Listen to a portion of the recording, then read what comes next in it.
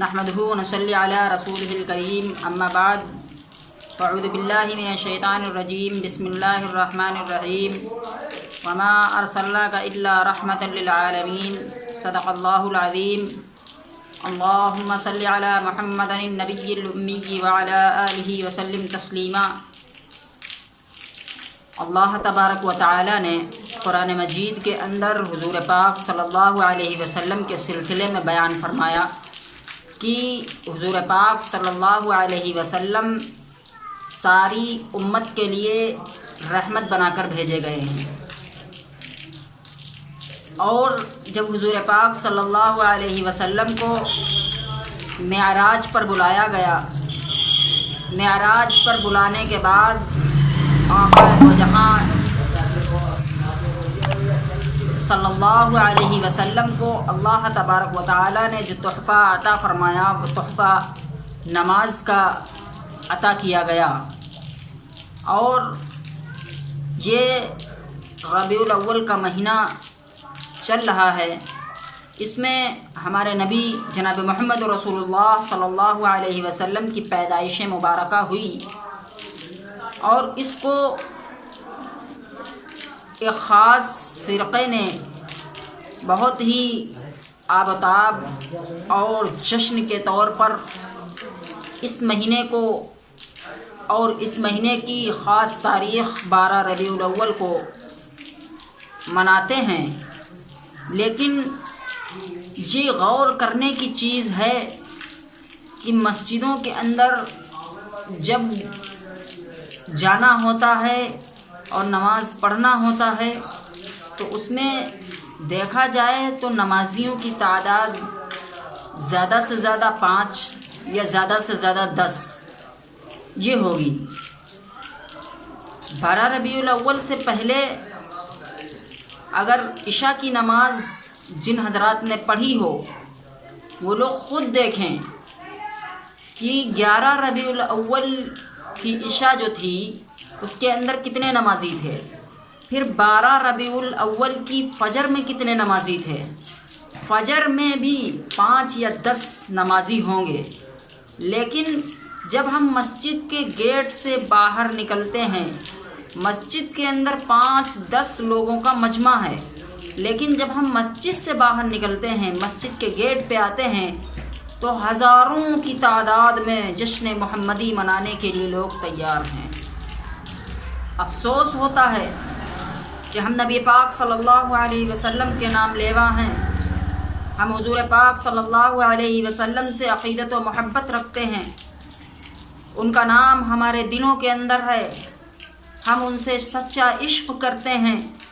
لیکن حضور پاک صلی اللہ علیہ وسلم کی ہم اتباع کرنا بالکل نہیں چاہتے۔ حضور پاک صلی اللہ علیہ وسلم نے ارشاد فرمایا کہ نماز میری آنکھوں کی ٹھنڈک ہے، نماز میری آنکھوں کی ٹھنڈک ہے، اس کو خوب پڑھا جائے۔ دوسری جگہ ارشاد فرمایا گیا کہ بین العبد و بین الکفر ترک الصلاۃ، کہ بندے اور کفر کے درمیان میں جو فاصلہ ہے وہ نماز کا ہے، اگر بندہ نماز کو چھوڑتا ہے تو وہ کفر تک پہنچ جاتا ہے۔ لیکن مسلمانوں کو سمجھنے کی ضرورت ہے، سنبھلنے کی ضرورت ہے۔ آج بندہ جلوس محمدی نکالنے کے لیے بڑے جوش و خروش میں اپنے ہاتھوں میں جھنڈے لے کر کے نعرہ تکبیر، نعرہ رسالت کے آوازوں کو بلند کرتا ہے،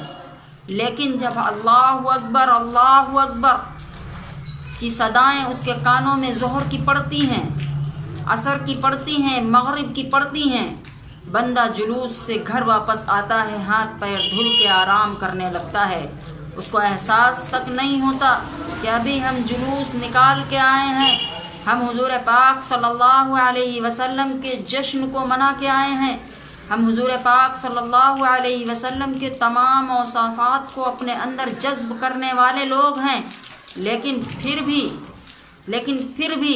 ہمارے اوپر یہ غیرت نہیں ہوتی، ہمارے دل کے اوپر یہ جوں تک نہیں رینگتی کہ ہم حضور پاک صلی اللہ علیہ وسلم کے جشن کو منا کر آ رہے ہیں، ان کے جلوس سے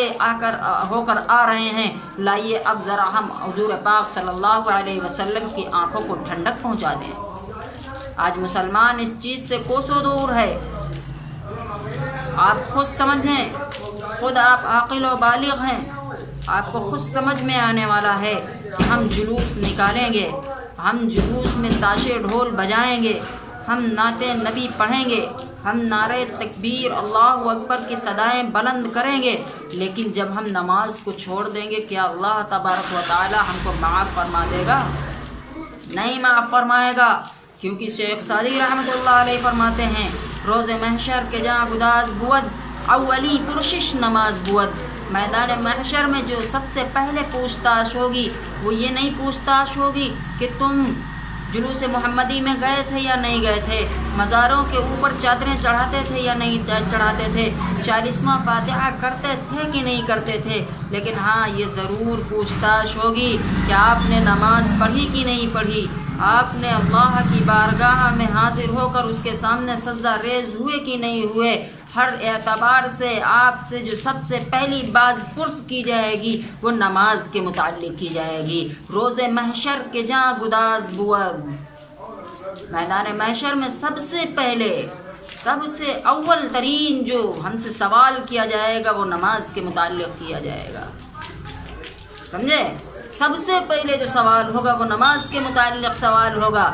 یہ نہیں پوچھا جائے گا بارہ ربیع الاول میں ہم نے کتنی بریانی کھائی یا ہم نے کتنی تقسیم کی، ہم نے غریبوں کو کھلایا، ہم نے یتیموں کے ہاتھ سر کے اوپر ہاتھ رکھا، یہ نہیں، سب سے پہلے جو پوچھا جائے گا وہ نماز کے متعلق پوچھا جائے گا۔ اس وقت بندہ سوچے کہ ہم یہ بتانے کے لیے تیار ہوں گے کہ ہم جلوس محمدی سے واپس آ کر کے اپنے بستروں میں آرام فرما رہے تھے، مؤذنوں نے تو پکارا حی علی الصلاۃ حی علی الفلاح کی گہاریں تو ہمارے کانوں میں آئیں، لیکن ہمارے اوپر جوں نہیں رہیں گی، ہم نہیں پہنچے مسجد میں۔ میرے عزیزوں، بڑے افسوس کا مقام ہے، بڑے ہی افسوس کی بات ہے کہ ہم حضور پاک صلی اللہ علیہ وسلم کے نام لیوا ہیں لیکن ان کی اتباع کرنا ہمیں بالکل برداشت نہیں ہے، بالکل بھی پسند نہیں ہے۔ اگر پسند ہوتا، اگر اس چیز کا احساس ہوتا تو ہم ضرور عشاء بھی پڑھتے، فجر بھی پڑھتے، ظہر بھی پڑھتے، عصر بھی پڑھتے، مغرب بھی پڑھتے، ہمیش کے لیے تحیہ کر لیتے۔ ہر جلوس محمدی کے اندر ہمیں سمجھایا جاتا ہے، بتلایا جاتا ہے کہ اللہ تبارک و تعالی نے حضور پاک صلی اللہ علیہ وسلم کو پیدا فرمایا، بھیجا اس دنیا کے اندر، وہ صرف اور صرف انسانوں کی رشد و ہدایت اور بھلائی کے لیے بھیجا ہے۔ ہم صرف ان کا برتھ ڈے منانے سے جنتی نہیں ہونے والے، ہم صرف ان کا جشن منانے سے جنتی نہیں ہونے والے، ہم صرف جلوس نکالنے سے جنتی نہیں ہونے والے، بلکہ ہمارے اعمال ایسے ہونے چاہیے جو حضور پاک صلی اللہ علیہ وسلم سے مشابہت رکھنے والے ہوں، صحابہ کرام رضوان اللہ علیہم اجمعین سے مشابہت رکھنے والے ہوں، تابعین تبع تابعین سے مشابہت رکھنے والے ہوں، قرآن پاک کے اندر جس اعتبار سے مسلمانوں کو عمل کرنے کا حکم دیا گیا اس اعتبار سے ہم زندگی گزارنے والے ہوں، صحابہ کے طور طریق کو اپنے اندر لینے والے ہوں، حضور پاک صلی اللہ علیہ وسلم کے اخلاق حسنہ کو ہم فالو کرنے والے ہوں، تب تو ہمارے لیے باعث نجات ہے یہ چیز۔ حضور پاک صلی اللہ علیہ وسلم نے ارشاد فرمایا من تشبہ بقوم فهو منہم، من تشبہ بقوم فهو منہم، اگر انسان اس چیز کو سمجھے اور غور کرے تو اس کا کلیجہ پھٹ جائے گا، اس کو احساس ہوگا کہ ہم نے جو کیا وہ کس حد تک غلط تھا،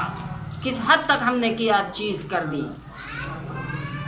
اس کا ترجمہ یہ آتا ہے جس قوم کی مشابہت اختیار کرنے والے ہوگے، جس قوم کی طریقے سے اپنی شکل و صورت اور حیت کو بنانے والے ہوگے، جس قوم کی مشابہت اختیار کرو گے کل قیامت کے دن اسی قوم کے ساتھ میں قطار میں کھڑے کر دیے جاؤ گے۔ آج یاد رکھو جلوسوں کے اندر کون جانے والا ہے، جلوس کون نکالتا ہے۔ آج انسانوں نے یہ کہہ دیا کہ جو جلوس نہیں نکالتے وہ ابلیس ہیں۔ میرے عزیزو افسوس ہے، ابلیس وہ نہیں بلکہ ابلیس وہ لوگ ہیں جو جلوس نکالنے والے ہیں، ابلیس کے کاموں کو فالو کرنے والے وہ لوگ ہیں۔ بھائی نماز کا حکم سب سے پہلے اولاً دیا گیا کہ نماز قائم کرے، نماز قائم کرے۔ ہزاروں جگہ قرآن مجید کے اندر ارشاد فرمایا گیا اقاموا الصلاۃ اقاموا الصلاۃ اقاموا الصلاۃ، ہر جگہ یہی کہا گیا، نماز کو قائم کیا جائے، نماز کو قائم کیا جائے، نماز کو قائم کیا جائے، لیکن نہیں۔ شیطان کیا کام کرتا ہے؟ شیطان ہر انسان کے دماغ کے اندر یہ چیز بٹھاتا ہے کہ نماز سے جتنا ہو سکے دور رہو، نماز سے جتنا ہو سکے دور بھاگو۔ یہی تو فرمایا گیا، جب اذان ہوتی ہے، جب اذان ہوتی ہے تو اذان کی آواز سنتے ہی شیطان ریاح خارج کرتے ہوئے کوسوں دور بھاگ جاتا ہے، کوسوں دور بھاگ جاتا ہے۔ اذان کا اتنا اثر ہے، جب بندہ نماز پڑھے گا تو کتنا اثر ہوگا، لیکن شیطان نے انسان کو نماز سے دور کر رکھا ہے۔ افسوس کی بات ہے مسلمانوں، افسوس کی بات ہے، ہمیں سمجھنا چاہیے۔ اللہ تبارک و تعالی ہم سب کو کہنے سننے سے زیادہ عمل کی توفیق عطا فرمائے، آمین۔ وما علینا الا البلاغ۔